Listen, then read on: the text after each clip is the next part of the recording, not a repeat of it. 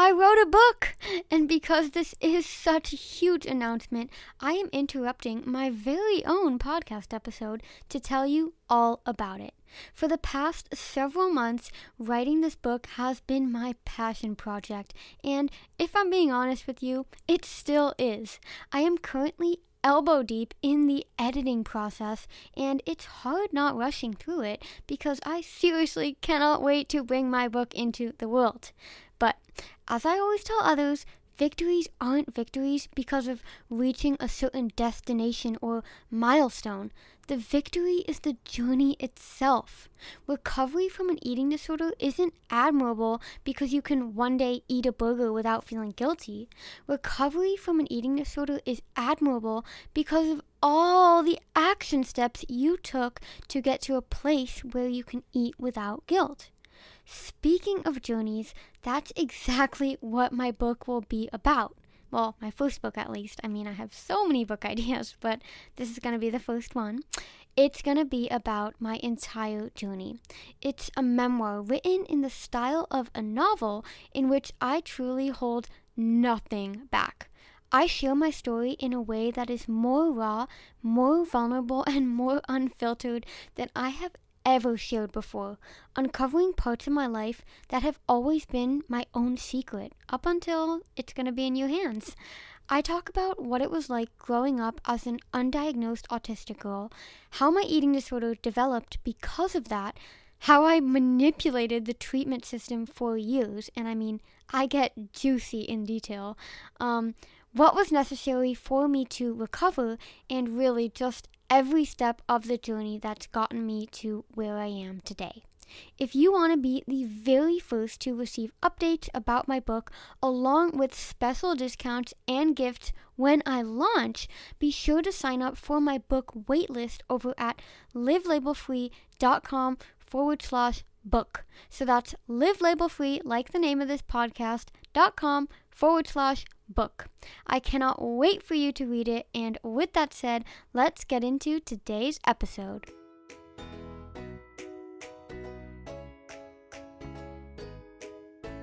Welcome to Live Label Free, the podcast, where we talk about all things eating disorder recovery, autism, entrepreneurship, and so much more.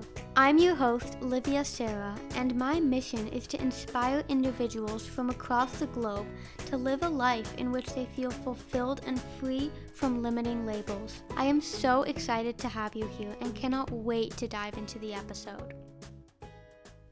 Today, we are going to be discussing a topic that's been on my mind for way too long, and that is the truth behind the all foods fit approach and what food freedom really means. Because based on the comments and messages I've received over the past several years at this point, I've learned that there are lots of misconceptions and misunderstandings around the whole idea of what it means to honor your body in a fat-phobic and diet culture obsessed society.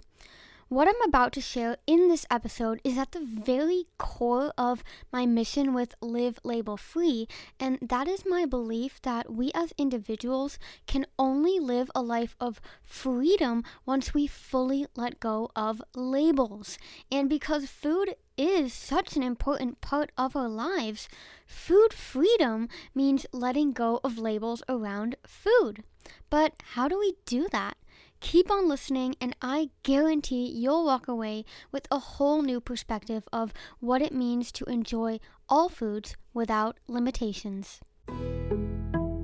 The very first concept we must recognize when it comes to labels is that labels are subjective. They are not facts. Let's take the word healthy, for example. In our diet culture obsessed society that just loves to label everything, there are a lot of foods that have either received the label healthy or unhealthy. You may have heard that peanut butter, for example, is a quote-unquote health food as long as it's made from 100% peanuts and has no additives or sugars or oils, or you know what I mean. And yes, this may very well be the case because I love eating 100% peanut butter, and it certainly helps me be healthy. Oatmeal, pancakes, sandwiches, eating nut butter daily just is everything I need to be healthy. I mean, that's maybe an over-exaggeration, but I would not stay sane if I didn't have my nut butter. But anyways, that aside, what about someone with a peanut allergy? Well, I don't think I need to tell you that the peanut butter can be made with the purest peanuts of the Earth's soils, grown in the most organic and non-GMO conditions, and harvested at the perfect time.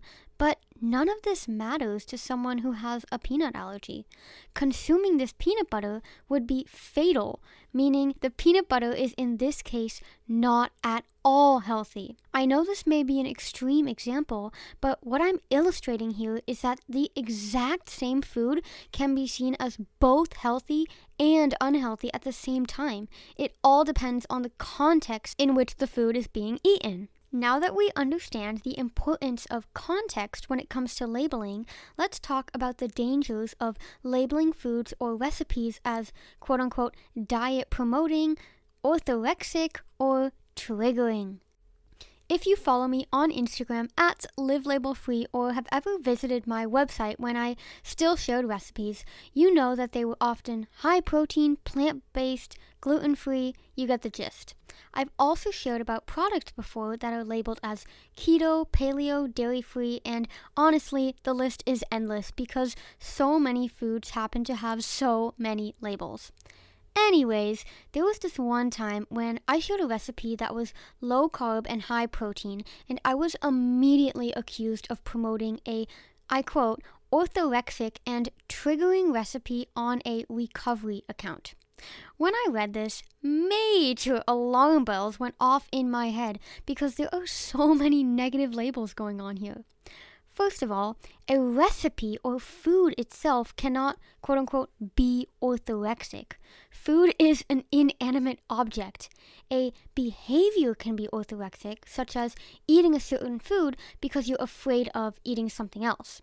In this case of the low-carb, high-protein porridge I shared, the recipe itself is just made from food that happens to be low-carb and high-protein, just like a piece of steak is low-carb and high-protein. But if I were to post a thick piece of meat on my Instagram, I can almost guarantee I would have never received that negative comment because steak packages don't usually have the high-protein, low-carb choice printed on their packaging. Second of all, a recipe or food cannot be triggering. Again, food is an inanimate object. Someone may feel triggered by the sight of a certain food or the seeing a certain recipe, but just as with labels, this emotion is subjective. If the recipe or food itself was triggering, that would mean every single person on the planet to view that recipe or food would feel triggered. Obviously, that's not the case. One person can see a recipe and think, oh yum, I'm gonna try that, completely without thinking about other foods they would need to eat before or after just to compensate for making that recipe. And another person, perhaps the one who commented all the negative stuff on my post, will think, oh no, my eating disorder now wants me to eat low carb because I saw this recipe.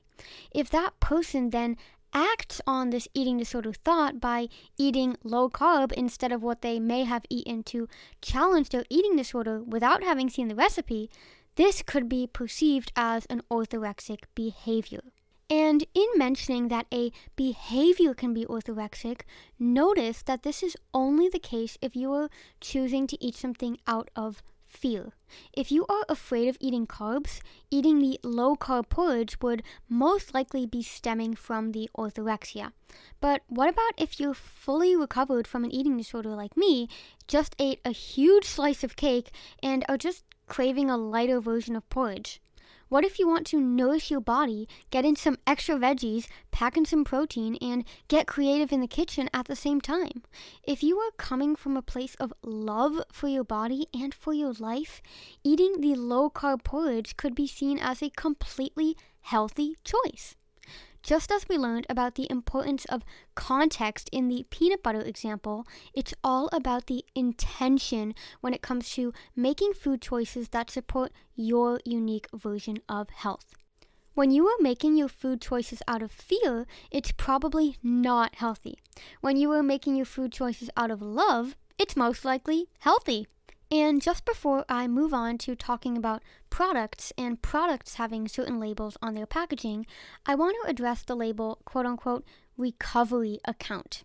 I honestly find it very ironic to be explaining this considering my brand's name is literally live label free, but clearly that's not clear to some people, so here we are.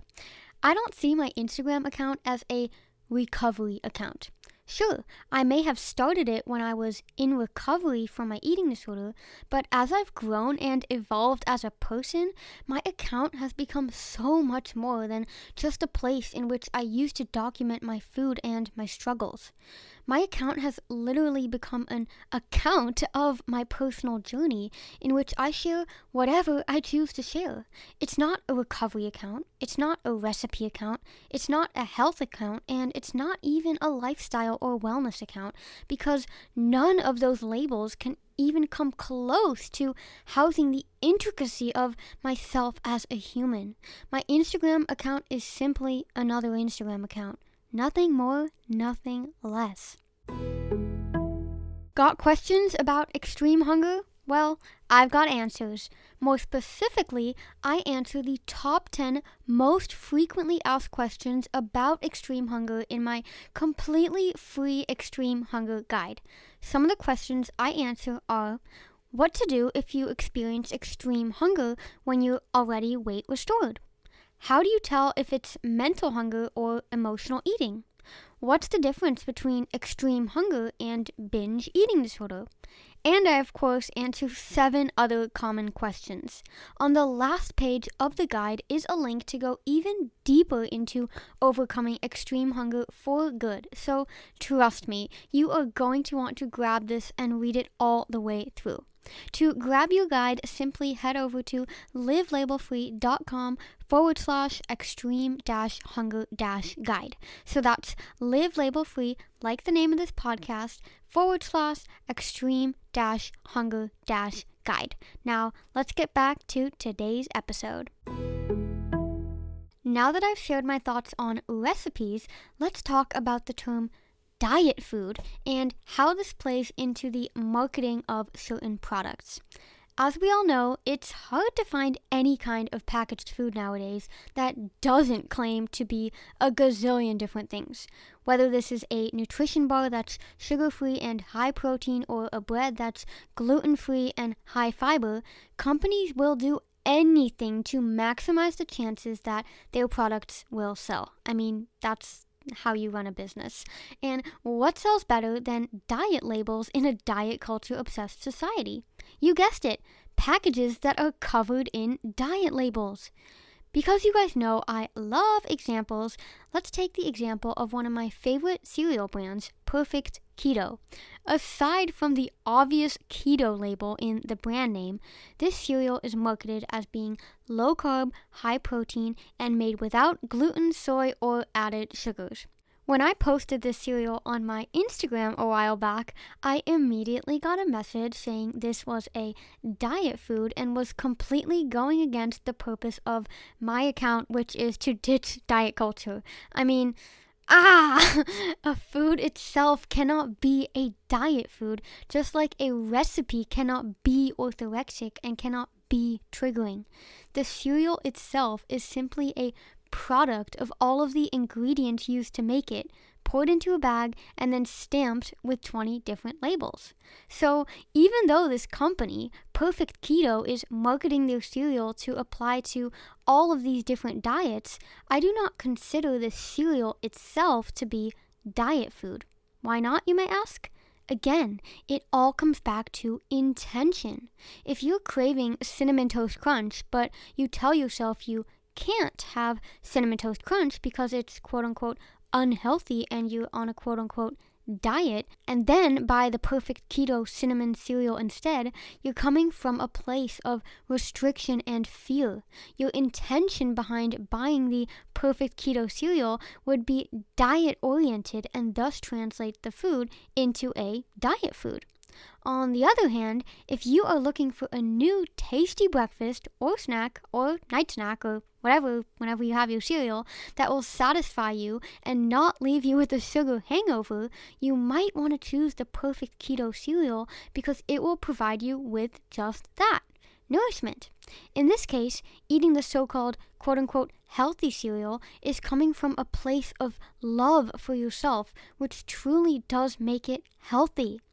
And if you are interested in trying perfect keto cereal for yourself and it's coming from a place of love, you can use my code Live Label Free on their website to get 15% off your order. Just click the link in the show notes below or head over to perfectketo.com and use my code Live Label Free, like the name of this podcast, to get 15% off my favorite cereal. Now, this does not make Cinnamon Toast Crunch unhealthy. If you are choosing the Cinnamon Toast Crunch because that's what's going to challenge your eating disorder, then you need to choose the Cinnamon Toast Crunch because ultimate health means being free from your eating disorder. In the same vein, choosing perfect keto cereal would be unhealthy if you're doing it to please your eating disorder. As you can see, there's a common theme throughout all of this. Your food choices depend on the context and your intention behind them. Foods and recipes simply cannot be labeled as morally good or bad based on how they are presented or marketed because food simply does not have moral value. Food is food and food is nourishment. By attaching labels to food such as healthy or unhealthy, what you're doing, in essence, is attaching power to an inanimate object. And since when did an inanimate object deserve to have so much power over you? You get to decide how you view food, meaning you also get to decide to have food freedom.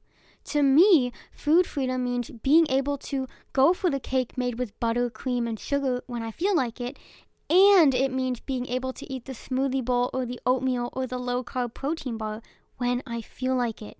To me, the idea of all foods fit literally means all foods fit, regardless of their nutritional value or associated labels. So, with that said, here is your permission slip to honor your body in all of its wants and needs. Having extreme hunger and craving all the cookies, ice cream, and donuts? Go eat all the cookies, ice cream, and donuts. Or maybe you're listening to this and are really craving a big, huge salad. If that's the case, have a big, huge salad. Whatever you do, make sure you're acting from a place of love for your body.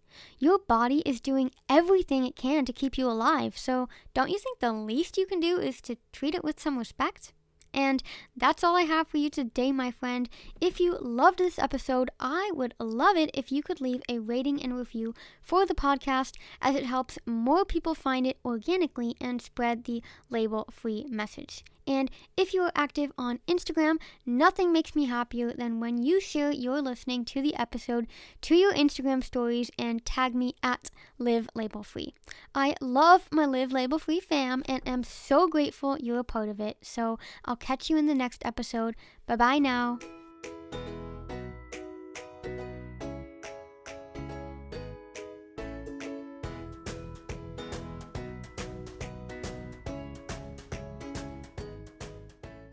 Aja, if you're hearing my voice right now, you are stuck in eating disorder recovery and desperately want to recover but don't know where to start due to feelings of fear and overwhelm. And this podcast is here to help with that. On this feed, I do my very best to share everything I've learned on my own journey to guide you through the scary process. But let's face it, it would take me years to share every piece of research I find or every recovery strategy I have here via free podcast episodes. And the thing is, you've been struggling with an eating disorder for long enough, and you cannot afford to spend more time merely surviving at the mercy of its grasp on you.